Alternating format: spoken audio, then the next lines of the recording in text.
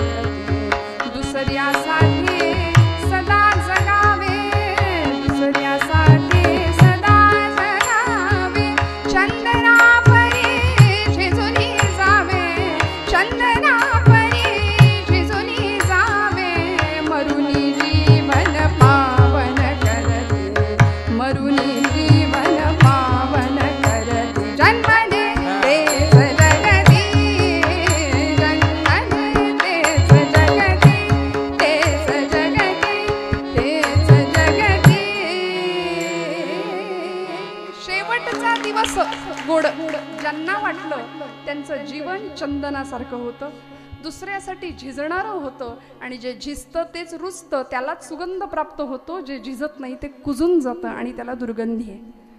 म्हणून अशा एखाद्या पुण्यस्मरणानिमित्त ज्यावेळी आपण येतो ना, त्यावेळी ती व्यक्ती काय असेल याचा अंदाज लागतो. त्यामुळे तुकोबराय म्हणतात की माझं जगणं यासाठी आहे, माझा अट्टहास यासाठी आहे की माझा शेवटचा दिवस गोड झाला पाहिजे.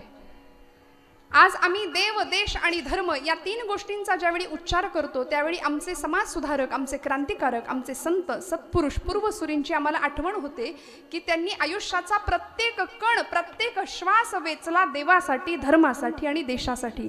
म्हणाले त्यांचा शेवट निश्चित गोड झाला, निश्चित गोड झाला. आजही हजारो वर्षानंतर सुद्धा, 750 वर्षानंतर सुद्धा ज्ञानोबांचं नाव घेतलं की आमचं हृदय हेलावतं, डोळे पाणावतात. तुकोबांचं नाव घेतलं तरी आमचा उरू अभिमानानं भरून येतो की आम्ही महाराजांच्या महाराष्ट्रात राहतो, ज्ञानोबांच्या महाराष्ट्रात राहतो. कारण महाराष्ट्राचं हे रसायन बनलंय ज्ञानोबा तुकोबा. यांच्याशिवाय आमचं जगणं निरर्थक आहे. संतांच्या पाठोपाठ आमचे महापुरुष छत्रपती शिवप्रभू असतील, भगतसिंग, राजगुरू, अनंत कान्हेरे, सुखदेव, हे सगळे भगवद्गीता हातावर घेऊन फासावर गेले. मला वाटतं त्यांचा शेवट गोड झाला.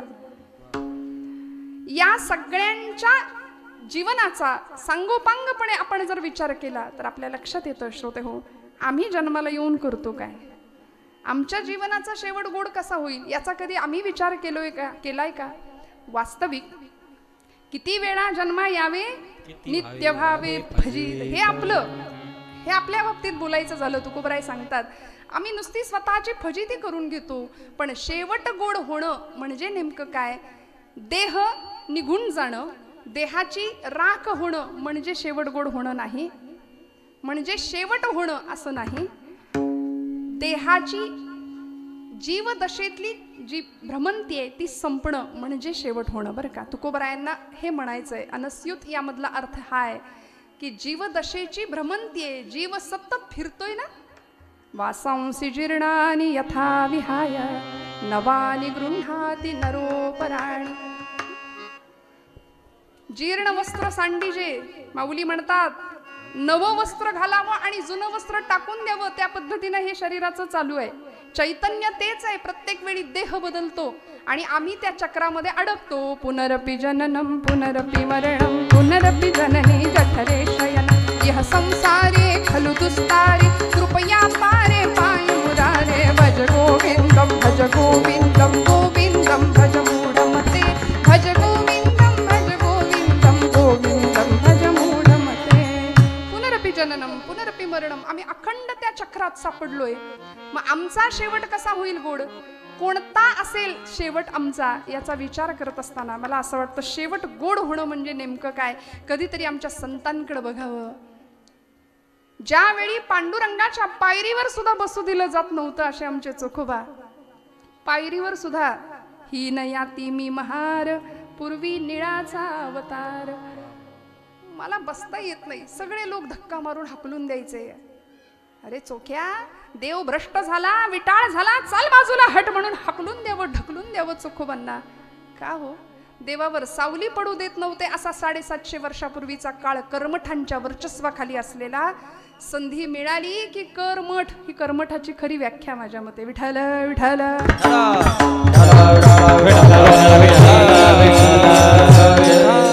काय गंमत आहे, सद्भावाचं लोणी देवाचरणी यांनी कधी माखायचं नाही. कर्मठ कुणाला म्हणायचं? सद्भावाचं लोणी देवाच्या चरणी यांनी कधी माखायचं नाही. सद्भक्तांच्या सद्भावाचा अमृत यांनी कधी चाखायचं नाही.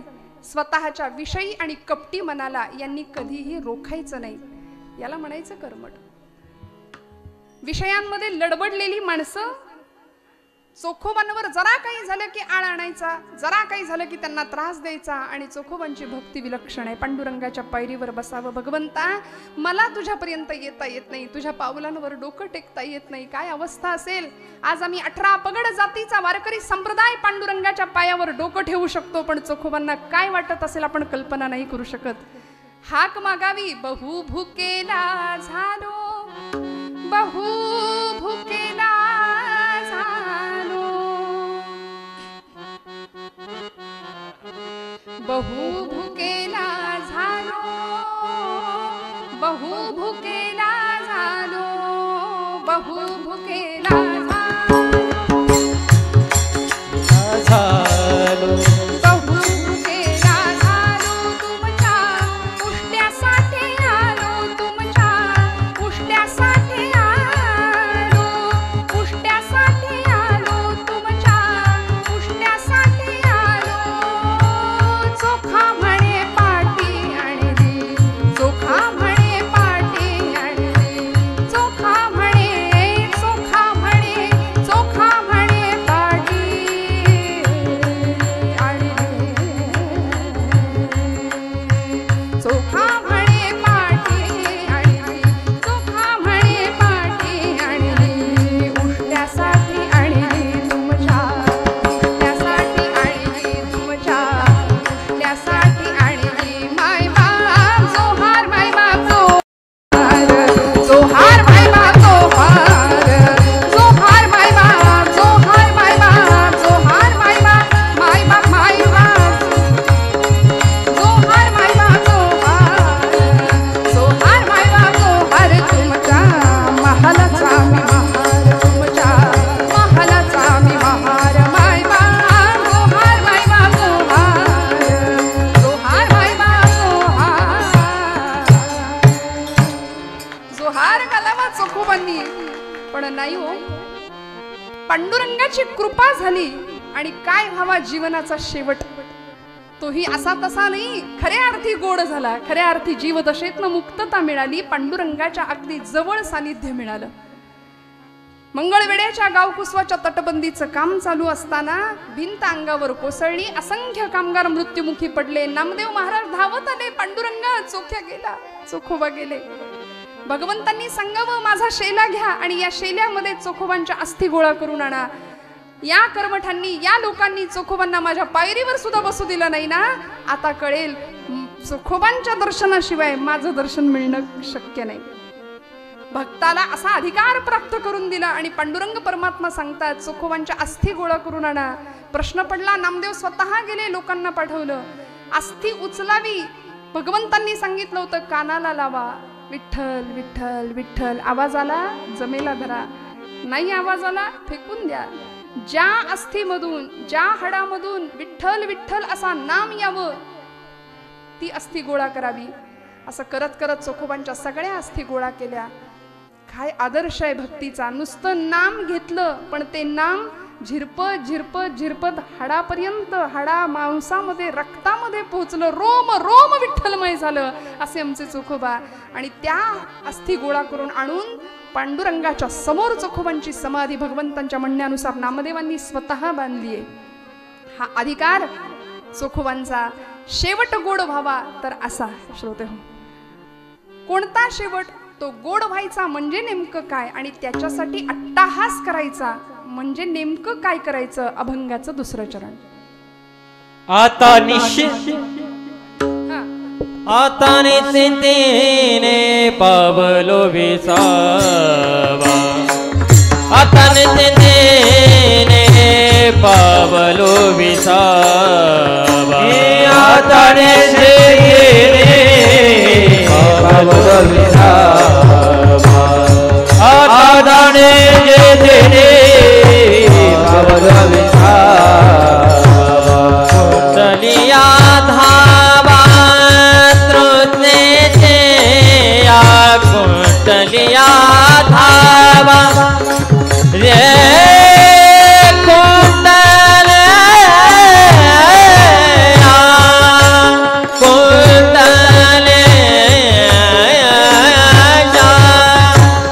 कुंडलिया धावा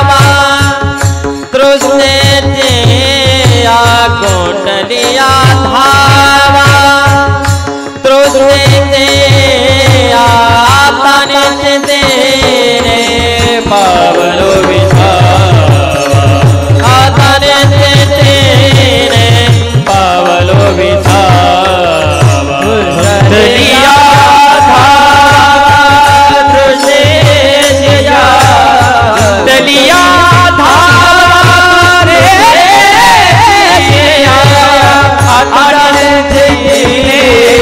पावलो विसावा, आधारे पावलो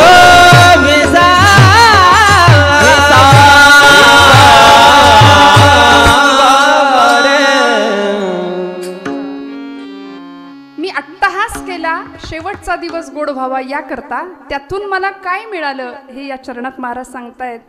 आता निश्चिंतीने पावलो विसावा, खुंटलिया धावा कृष्णेचिया.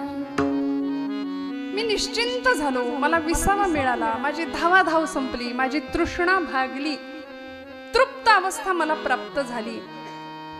आज माझ्या परम भाग्याने या पंचक्रोशीचं भूषण असलेल्या सौभाग्यवती शालीनताई विखे पाटील, माननीय जिल्हा परिषद अध्यक्षा आणि तसेच माननीय नामदार राधाकृष्ण विखे पाटील महसूल मंत्री आपल्या महाराष्ट्र राज्याचे, यांच्या सुविद्य पत्नी आज इथे उपस्थित आहेत. मनापासून त्यांनाही वेगळा नमस्कार करते, त्यांनाही धन्यवाद देते. जीवन इतरांच्या कामी येणारं असावं. जगाचा तो भार आपुल्या शिरावर ऐसे थोडे तर वाटो द्याहो असं म्हणतात की नाही. आपलं जगणं इतरांसाठी कल्याणकारक असावं, नाहीतर आपण गेलो आणि लोकांनी म्हणावं बरं झालं असं नसावं बरं का. आला आला प्राणी जन्मासी आला, झाला झाला वाढला थोर झाला, केला केला व्यापही सर्व केला आणि गेला गेला बापुडा व्यर्थ गेला. असं बापुडवानं जगणं कामाला आमच्या कामी आमच्या नशिबी येता कामा नये. जब तुम पैदा हुए जग हसे तुम रोय. जेव्हा सगळं जग हसत होतं, मुलगा झाला, पेढे वाटले, पेढे खाल्ले, आहे की नाही. आज 21व्या शतकात आहोत तरी सुद्धा मुलगाच झाला की जास्त आनंद होतो. मुलगी झाली, मुलगा असता तर बरं झालं असतं, हे नाही म्हटलं तरी थोडंसं आमच्या डोक्यात एक आहेच आहे विचार, काही म्हणा तुम्ही. त्यामुळे जब तुम पैदा हुए जग हसे तुम रोय, अब ऐसी करनी कर चलो पीछे न हसे कोय. आमचं जगणं असं असावं की मागे सगळ्या लोकांनी आमच्यासाठी रडावं, असं जगणं असावं. नाहीतर आमचं इतरांच्या कुणाच्या घेण्यात नाही, कुणाच्या देण्यात नाही, अजिबात जगाशी काही घेणं देणं नाही. तिकडं जवान सीमेवर मरतोय, शेतकरी शेतात राबतोय, आम्ही आमचे खुशाल. आम्हाला कशाचं घेणं देणं नाही. आणि कट्ट्यावर बसून पारावर बसून या देशात क्रांती झाली पाहिजे, हातात पत्ते, हे आमचं जगणं आहे. काय आम्ही क्रांतीच्या गप्पा मारतो. वर्तमानपत्र हातात आलं की तेवढ्यापुरती हळहळ व्यक्त करावी. या भागामधली काही दिवसांपूर्वी घडलेली घटना दर्शना, हत्याकांड, नाव ऐकलं वाचलं, प्रसंग वाचला तरी अंगावरती काटा यावा असे प्रसंग तुमच्या माझ्या समाजात घडतायत. आपण कधी सावध होणार, कधी जागे होणार. म्हणून लहानपणापासूनच जर मुलांना आम्ही योग्य शिस्त, योग्य वळण, अर्थात मला दर्शना या व्यक्तीविषयी असं नाही म्हणायचं, ती उत्तम ज्ञानेश्वरीची वाचक होती, ती उत्तम सुसंस्कार संपन्न असलेलीच मुलगी होती. पण तिच्याही बाबतीत जर असं घडावं तर मला सांगा, या जगात आम्ही विश्वास नक्की ठेवायचा कुणावर? मला असं वाटतं की कुठे विश्वास ठेवावा आणि कुठे नाही, हे जर लहानपणापासून आम्ही पोरांना शिकवलं ना, आई वडिलांनी मुलींना एवढं जरी सांगितलं की या जगात तुझ्यावर मनापासून प्रेम करणारं किंवा तुझ्यावर तू विश्वास ठेवावा असं एकमेव ठिकाण म्हणजे माता आणि पिता, याशिवाय दुसरं कुणीच नाही जगात कोणी नाही. तुमचं माझं सर्वांगीण कल्याण व्हावं असं एकमेव वाटतं आमच्या माता पितांना आणि याही पुढे जाऊन आमच्या संतांना. म्हणून लेकुराचे हितवाहे माऊलीचे चित्ताईसी कळवळ्याची जाती करी लाभाविण प्रीती. आमचं सर्वांगीण कल्याण व्हावं असं कुणालाच वाटत नाही, फक्त संतांना, फक्त आमच्या आई वडिलांना वाटतं. त्यामुळे त्यांच्या विश्वासात फक्त राहावं मला असं वाटतं. आणि जीवनाचा सर्व वेळ पूर्ण आध्यात्मिक विकास कसा होईल याच्याकडे लक्ष द्यावं. महाराज म्हणाले, शेवटचा दिवस गोड व्हावा, आता निश्चिंतीने पावलो विसावा. आता मी हे केलं, अट्टहास केला म्हणून काय झालं, वर्तमानात बोलतायत महाराज. या अभंगाची रचना जर आपण बारकाईने बघितली तर पहिलं आणि तिसरं चरण हे भूतकाळात आहे, मी हे केलं, झालं करून. आणि दुसरं आणि चौथं चरण हे आता मी काय अनुभवतोय, मी कशाचा उपभोग घेतोय, मला साधन, मी ते साधन केलं म्हणून मला हे साध्य प्राप्त झालं, याचसाठी केला होता अट्टहास. शेवटचा दिस गोड व्हावा, आता मग काय झालं, निश्चिंतीने पावलो विसावा, कुंटलिया धावा तृष्णेची. त्यामुळे मला हे आता प्राप्त झालंय. तुकोबरायांची धावाधाव संपली, मुळात ती कधीच नव्हती हो. दुष्काळामध्ये सगळं गेलं, 14 पोती भरून उरतील एवढी कर्ज खत होती, सगळी पाण्यामध्ये बुडवून टाकली, इंद्रायणीच्या गाथा बुडवून टाकली, सगळंच गेलं हो. आम्ही सदैव सुडके अशी अवस्था तुकोबरायांची व्हावी, पण तरी सुद्धा विठ्ठला समोर उभं राहावं आणि सांगावं, विठ्ठला लोक म्हणतात मला तुझं वेड लागलंय. खरंच का रे, मी गातो नाचतो आनंदे, वेडा झालो मी तव छंदे. आता निश्चिंतीने पावलो विसावा. विश्रांतीचं, विसावा घेण्याचं एकमेव ठिकाण आहे ते म्हणजे भगवंताचे पद पाय. का हो, अनुभूती मिळाली होती, या हृदयामध्ये मी रामू, असता सर्व सुखांचा आरामू, परिभ्रांतासी कामू विषयांवरी. आला भगवंत इथे, काय अनुभव घेतला, भगवंतांनी सांभाळलंय प्रत्येक क्षणात. शेवट गोड व्हावं म्हणजे काय, शेवटच्या क्षणाला सुद्धा भगवंत सांभाळतो.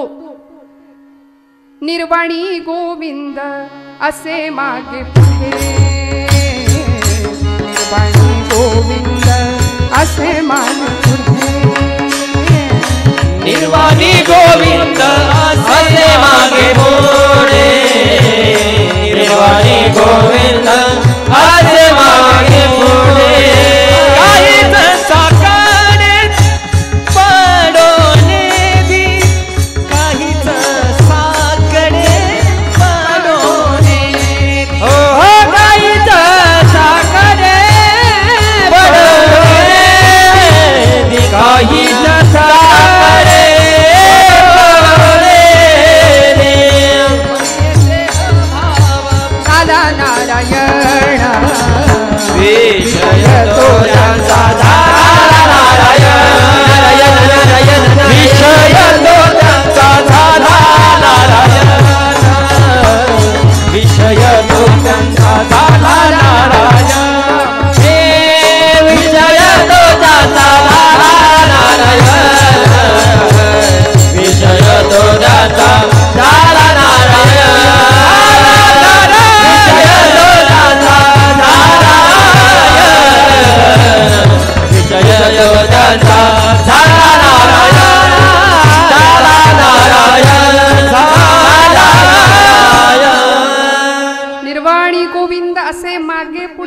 काहीच साकडे पडोनेही विषय तो त्यांचा झाला नारायण नावडे जनधन माता पिता. शेवटच्या क्षणाला भगवंत आहे, तो सांभाळणार आहे, याची ग्वाही त्यांनी दिली अनन्याश्चिंतयन्तो माम ये जनः पर्युपासते 9व्या अध्यायामध्ये. या पुढे जाऊन भगवंत म्हणतात, यदि वातादि दोषेण मद्भक्तां मां हि विस्मरेत अहं स्मरामि तं भक्तं ददामि च परां गतिं. शेवटच्या क्षणाला जर आयुष्यभर ज्यांनी माझं नाम घेतलंय असा माझा भक्त शेवटच्या क्षणाला आधी व्याधींनी ग्रासला, मानसिक त्याला विस्मरण झालं, तर मी त्याला स्मरण करून देतो, माझं त्याला गती देतो. अहम स्मरामी, मी त्याची आठवण काढतो. भगवंत म्हणतात, अहम स्मरामी तम भक्तम ददामि च पराम गतिम. आणि आमचे कबीरदास फार सुंदर सांगतात, ओठ कंठ चले नाही जिव्हार टेनारा. उठलेलं बसवत नाही, बसलेलं उठवत नाही, अशी वेळ येते की नाही? 70 ओलांडल्यानंतर याव करू त्याव करू 25 असे बोलतो, पण मग एकदा का सगळं झिजायला लागलं आणि शरीयते यत् शरीरम, शरीराची व्याख्याच आहे, जे सतत झिजतंय त्याला शरीर म्हटलंय, झिजणार आहे ना. मग अशी अवस्था येते, त्यावेळी भगवंत म्हणतात की कबीरदास सांगतात की ज्यांनी भगवंताचं आयुष्यभर नाम घेतलंय ना त्याची स्थिती शेवटी कशी होते. ओठ कंठ चले नाही जिव्हा रटेना राम. लांब म्हणायला लागतं, आले लांब आले लांब, लांब लांब आले आले आले कुठनं आले कुठनं, है की नाही. जिव्हा रटेना राम, राम हमारा जप करे हम बैठे आराम, कबीरा हम बैठे आराम, कबीरा हम बैठे आराम. राम हमारा जप करे हम बैठे आराम. देव रडतो भक्तासाठी, देवाला चैन नाही पडत. भक्तासाठी भुकेलेला असलेला परमात्मा तो आमची सर्वतोपरी काळजी वाहतो, हे तुकोबरायांना माहिती आहे.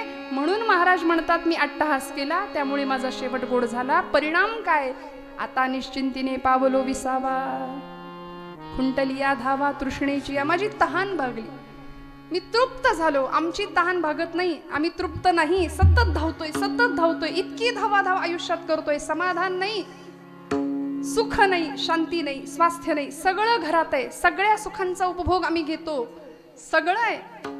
किचन सेट आहे, डायनिंग सेट आहे, सोफा सेट आहे, पण सोफ्यावर बसलेला माणूस कायम अपसेट आहे, कायम दुःखी. सगळं आहे आमच्याकडे बघा तुम्ही, पण त्याचा उपभोग आम्ही घेऊ शकत नाही. स्वास्थ्य नाही, धड कोण कुणाशी बोलायला तयार नाही. संवाद संपला, घरात 2 माणसं एकत्र एकमेकांशी बोलायला तयार नाहीत.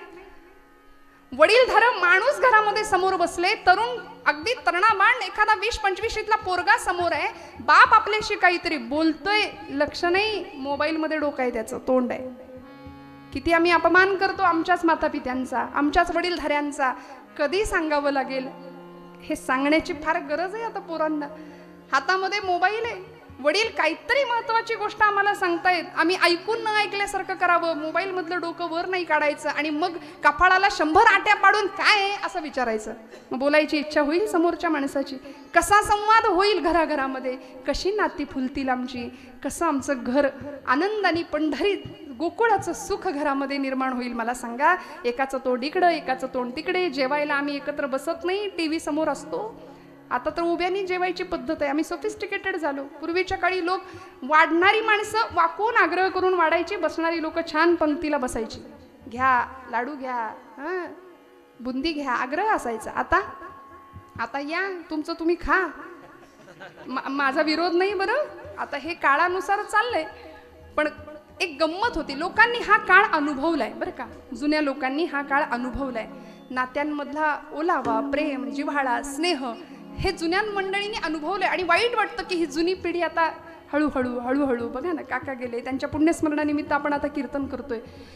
जुनी पिढी हळूहळू आमच्यातून निघून जाते. मग आता नव्या पिढीने बघायचं कुणाकडे, सगळा अंधार आहे. तुमच्या माझ्या लेकरांच्या भविष्यामध्ये येत्या काळात सगळा अंधार आहे. लक्षात ठेवा, आम्हाला जागं व्हावं लागेल. येथ वडील जे जे करीती तया नाम धर्म ठेवीती. आम्ही स्वतः धर्माचरण नाही केलं तर आमच्या पोरांनी कुणाकडे बघायचं आणि कसं आचरण करायचं हे त्यांना माहिती.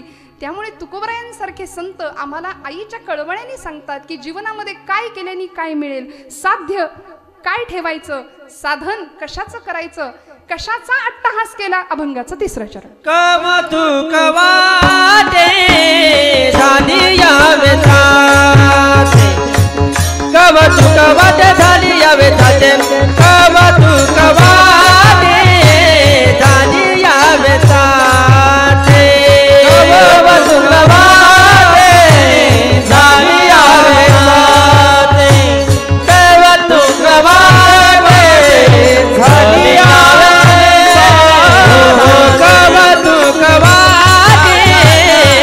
झाली या वेताचे, कौतुक वाटे झाली या वेताचे, कौतुक वाटे झाली या वेताचे, कौतुक वाटे झाली या वेताचे, नाम मंगळाचे, नाम मंगळाचे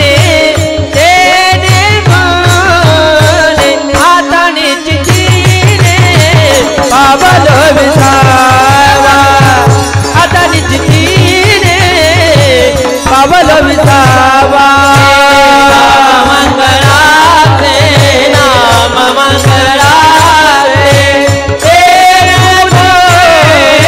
आता निश्चितीने पावल विसावा, आता निश्चितीने पावल विसावा.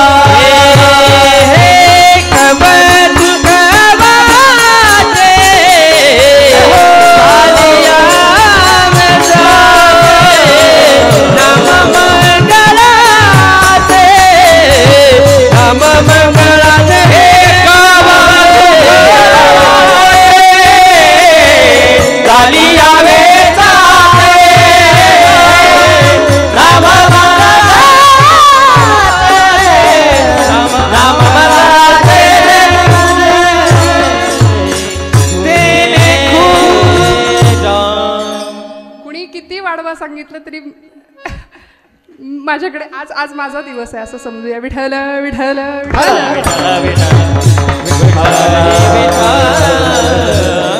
याचं कारण सांगते श्रोते हो. कीर्तनामध्ये भक्ती हे अध्यात्म, भक्ती हे बेसमेंट आहे की नाही, पाया भक्तीच आहे. अंतःकरणातली भक्ती जागृत व्हावी हाच कीर्तनाचा सरळ साधा उद्देश आहे. आमच्या कीर्तनासाठी तरुण मंडळी कमी पण ज्येष्ठ मंडळी जास्त असतात. बरोबर आहे की नाही? हो म्हणा. बघा ऐक नाही, आमची जबाबदारी आहे, तरुणांनी कीर्तनाला आलं पाहिजे. तरुण मंडळी कमी राहतात आणि लोकांना असं वाटतं की अध्यात्म, कीर्तन, प्रवचन, श्रवण हे सगळं रिटायरमेंट नंतर करावं, आता काय करायचं करून. त्यामुळे मग ज्येष्ठ मंडळींच्या आरोग्याची जबाबदारी आमच्याकडे. बरोबर आहे ना? हो म्हणा. विठ्ठल विठ्ठल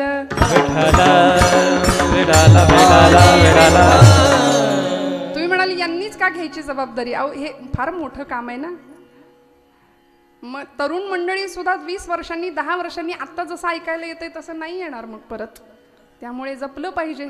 कानाचे दडे बसावे, तेवढा आवाज, एवढा लाऊडनेस काही गरजेचा नाहीये. म्हणून म्हटलं राग मानू नका महाराज. विठ्ठल विठ्ठल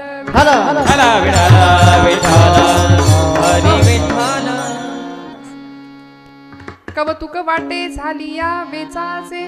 बरोबर आहे, आता नका हलू.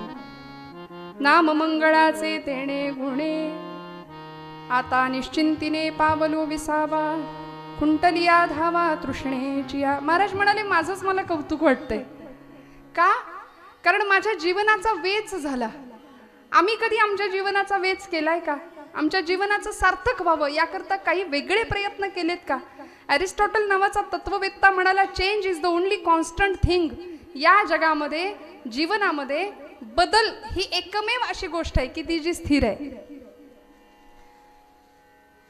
परिवर्तन हा जगाचा नियम आहे, परिवर्तन हा संसाराचा नियम आहे. संसरती इति संसारः, अखंड सरकतोय, परिवर्तन आहे. मग या परिवर्तनामध्ये हे सगळं घडत असताना आम्ही आमच्या जीवनाचा वेच करण्याचा कधी प्रयत्न केलाय का? तर आमच्याकडे उत्तर नाही असं आहे बहुतेक. हो ना? नाहीये, कधीच नाही. आई मुलाला सांगते, बाळा सहलीला चाललायस, डबा देते भरून. संतांनी सुद्धा आम्हाला शिदोरी दिली आहे, गाथेची, ज्ञानेश्वरीची, दासबोधाची, भागवताची. ही शिदोरी आम्ही जवळ बाळगली पाहिजे, अगदी वयाच्या 5व्या वर्षापासून, 3ऱ्या वर्षापासून मी म्हणेन. जसं सहलीला जाणाऱ्या पोराला आई डबा भरून देते, ऐकताय ना सगळे, लक्षपूर्वक ऐका. आई बाळाला डबा भरून देते आणि सांगते किती पोळ्या देऊ डब्यात. तो मुलगा म्हणतो 1 दिवसाचं ट्रेकिंग आहे, जाऊन माघारी यायचंय. रोज मी 4 चपात्या खातो, आज मला 6 पोळ्या दे डब्यात भरून. पण आई तुमच्यासारखी होती हो. ती आई काय केलं असेल हो, 20 चपात्या भरल्या डब्यात, ने म्हणली. मुलगा म्हणाला माझ्या आईला काही अक्कलच नाही, हे एवढं ओझं कधी आवरू सावरू मी म्हटलं 4-6 पोळ्या भर डब्यात, एवढं डबा दिलाय, आता मी हे सगळं घ्यायचं पाठीवर आणि चढायचं डोंगर.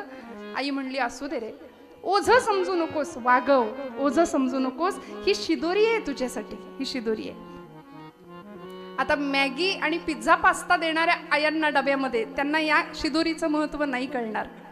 पण आई काय करत होती, ही शिदोरी आहे, हे घे. म्हणून संतांना आम्ही माऊली का म्हटलं, संत म्हणतात ही शिदोरी आहे. सहलीला सुरुवात झाली, आयुष्याला सुरुवात झाली, जन्म झाला जीवाचा, हळूहळू लहानाचा मोठा व्हायला लागला. चरपट पंजरीमध्ये भगवत पूज्य शंकराचार्य म्हणाले, बालस्तावत क्रीडासक्तः तरुणीस्तावत तरुणी रक्तः वृद्धस्तावत चिंतामग्नः परे ब्रह्मणी कोपी न लग्नः. परब्रह्माची जीवाशिवाची गाठभेटच होईना. बालपण गेलं खेळण्यात, तरुणपण गेलं धुंदीत विषयांच्या, म्हातारपण चिंतेत गेलं. मग कधी होणार जीवात्म्याची शिवात्म्याशी भेट. त्यामुळे संत म्हणतात हा डबा, ही शिदोरी हातात घे. 5व्या वर्षी चल हरिपाठ सुरुवात कर पाठ करायला. 6व्या-7व्या वर्षी घ्या भगवद्गीता हातात, देऊया आमच्या पोरांच्या हातात भगवद्गीता. 8व्या-10व्या वर्षी पावली मस्त नाचलंच पाहिजे आमच्या घरातलं बाळ हरिपाठामध्ये. अजून थोडा मोठा झाला, द्या ज्ञानेश्वरी हातामध्ये. अजून थोडा मोठा झाला, द्या भगवद्गीता हातामध्ये, द्या गाथा हातामध्ये. तो मुलगा सहल त्याची सुरू झाली. आधी काय म्हणत होता, आईनं ओझं दिलंय, ओझं दिलंय. पण एक वेळ आली, गुरुजी म्हणले चला बाळांनो डबे उघडा. मस्त झाडाच्या सावलीत सगळे खायला बसले आणि सुरुवात केली. पहिल्याच दणक्यात 4 चपात्या हाणल्या. आधी काय म्हटला, डब्याला फक्त 6च दे. आता सुरुवातीला 4-5 संपल्या. मग हा डबा दिवसभर कसा पुरला असता. मग लक्षात आलं, माझी आई किती ग्रेट आहे, माझी आई किती भारी आहे. म्हटला मी नको म्हणत असताना एवढा डबा दिला, मला गरज आहे, संध्याकाळपर्यंत लागेल मला हे. ऐका, मी दृष्टांत एवढ्यासाठीच हा सांगते. संतांना आम्ही आई म्हणतो, संतांनी आम्हाला शिदोरी दिली आहे भागवताची, ज्ञानेश्वरीची, गाथेची, हरिपाठाची. ती जर शिदोरी आम्ही शेवटपर्यंत वागवली ना, 25व्या वर्षी, 40व्या वर्षी, 50व्या वर्षी, 60व्या वर्षी, 70व्या वर्षी, मग आमची ही आयुष्याची सहल पुढे पुढे पुढे जाते. आणि थोडंसं वाईट बोलते, अजिबात वाईट वाटून घेऊ नका, अजिबात रागवू नका माझ्यावरती. 60 नंतर 70 नंतर जगाने दिलेलं नाकारलेपण जेव्हा वाट्याला येतं की नाही, की तुम्ही आता आमच्या घरात नाही राहिला तरी चालेल, हे जेव्हा मिळतं नशिबाला, बापालाच, ज्यांनी हाडाची काढं रक्ताचं पाणी करून घर बांधावं, घरामध्ये पोरांना आसरा द्यावा आणि त्या पोरांच्याच घरात, त्याच घरात आपल्यालाच जागा नसावी. वाईट वाटतं. व्हॉट्सअपवरचा परवाचा मेसेज आहे, भारतामध्ये वृद्धाश्रमांची संख्या हिंदू धर्मातल्या, म्हणजे हिंदू धर्मातल्याच लोकांची वृद्धाश्रमाची संख्या जास्त आहे. मुस्लिम पंथामध्ये, धर्मामध्ये बघा, एकही आई वडील वृद्धाश्रमात गेलेली दिसत नाहीत. आमची हिंदूंचीच आई वडील का बरं वृद्धाश्रमात जास्त जातात? संवेदना बोथट झाल्या, आमची मन खरबडीत झाली. रस्ते डांबरट झाले तशी मनही आमची डांबरट झाली. फार फार आम्ही रसातळाला चाललो. संस्कृतीच्या नावाखाली अधपतन होत चाललंय, याचं लक्ष नाही, याच्याकडे आमचं लक्ष नाही. याकरता ही शिदोरी शेवटपर्यंत घ्यायची आणि मग जगाने दिलेलं नाकारलेपण सुद्धा पचवायची ताकद आमच्यामध्ये निर्माण होते आणि मग आमचा शेवट गोड झाल्याशिवाय राहत नाही. मग त्याकरता काय केलंय? नाम मंगळाचे नाम घेतलं तुकोबरायांनी. जे नाम नामदेवांना अमृतापेक्षा सुद्धा गोड वाटलं ते नाम तुकोबरायांनी अखंड घेतलं. विठोबा रखुमाई बोला,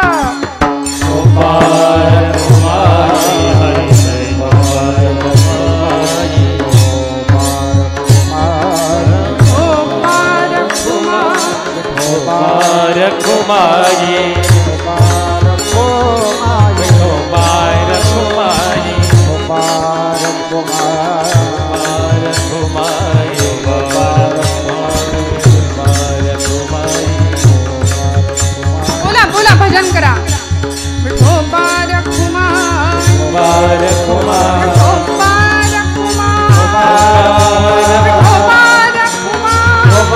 रखुमा विठोबा रखुमा विठोबा रखुमा विठोबा रखुमाई जय जय विठोबा रखुमाई विठोबा जय जय जय जय जय जय जय जय जय जय विठोबा रखुमाई जय जय विठोबा रखुमाई हरि जय जय विठोबा विठोबा विठोबा रखुमाई विठोबा रखुमाई जय जय विठोबा रखुमाई विठोबा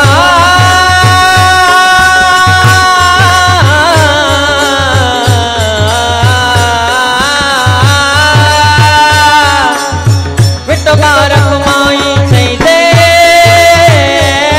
विठोबा हरि जय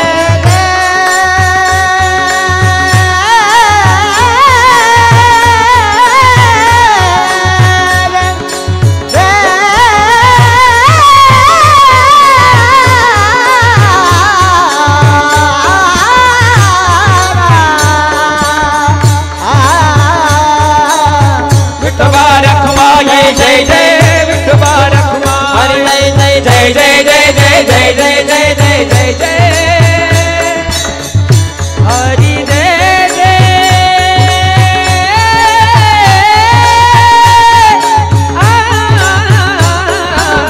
विठोबा रखुमाई जय जय जय जय जय जय जय जय जय जय जय जय जय भाई विठोबा रखुमाई हरि विठोबा रखुमाई विठोबा रखुमाई विठोबा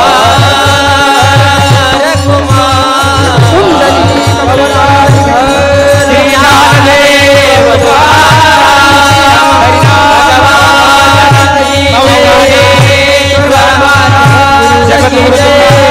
छत्रपति शिवाजी महाराज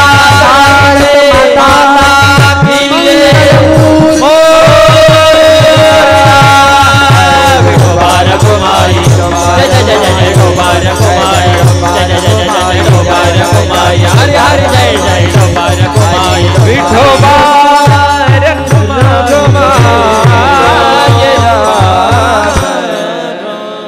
याचसाठी केला होता अट्टहास शेवटचा दिस गोड भावा आता निश्चिंतीने पावलो विसावा कुंटलिया धावा तृष्णेचिया.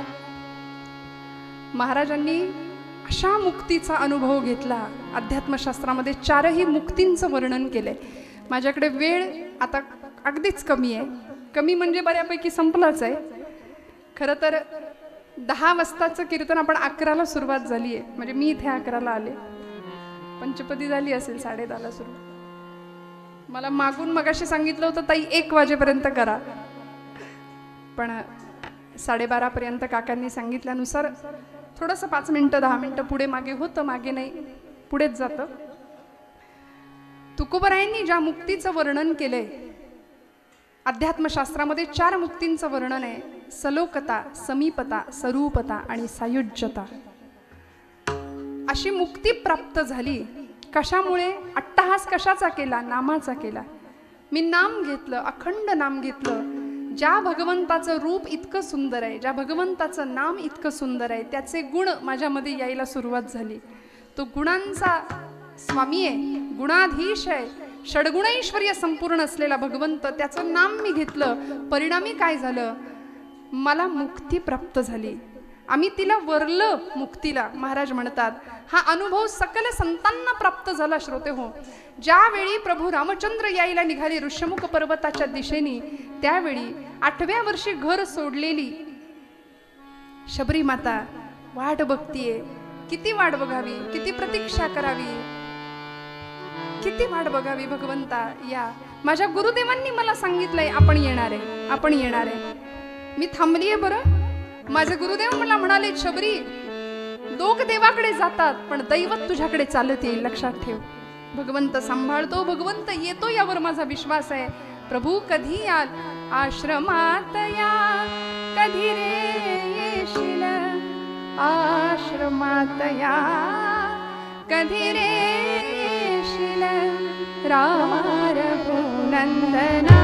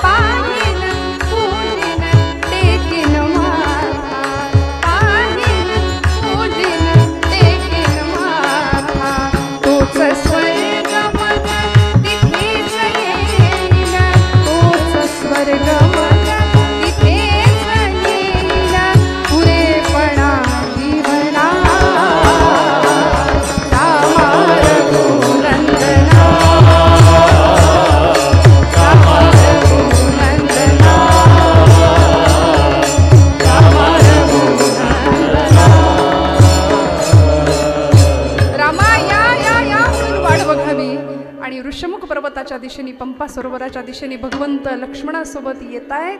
निढळावर हात ठेवून शबरीने पाहावं, भगवंता या, असे या, इकडून या, असे या, असं करत करत करत एक लाकडाचा ओंडका होता. शरीराची अवस्था जर बघाल काय भक्तीची परिसीमा असावी.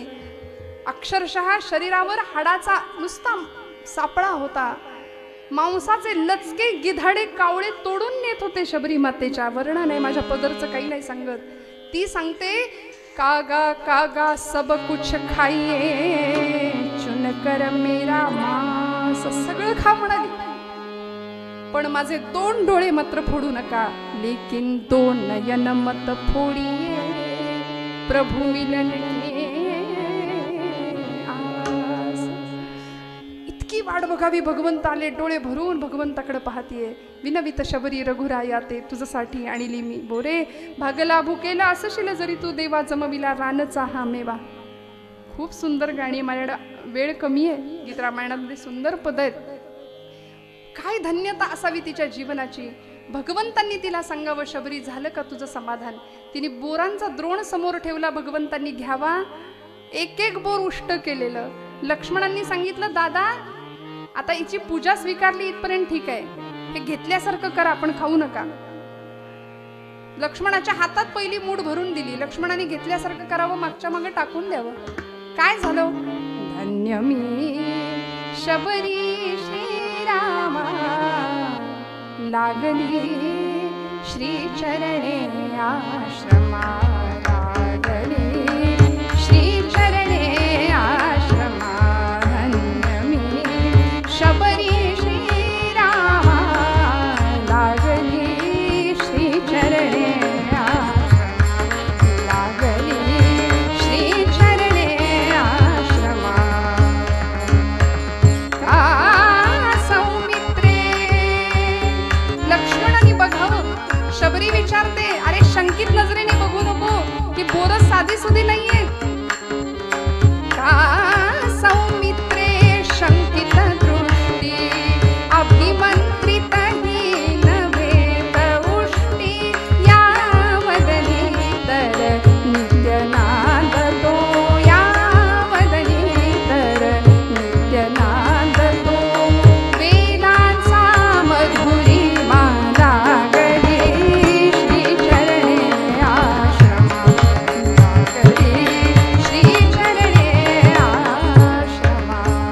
रामा रामा हे घ्या म्हणून शबरीच्या प्रसादाचं सेवन करावं भगवंतांनी. आणि अंतःकरणपूर्वक असलेली ती भक्ती पाहिली. प्रभू विचारतात शबरी झालं का तुझ्या मनासारखं. ती म्हणाली हो.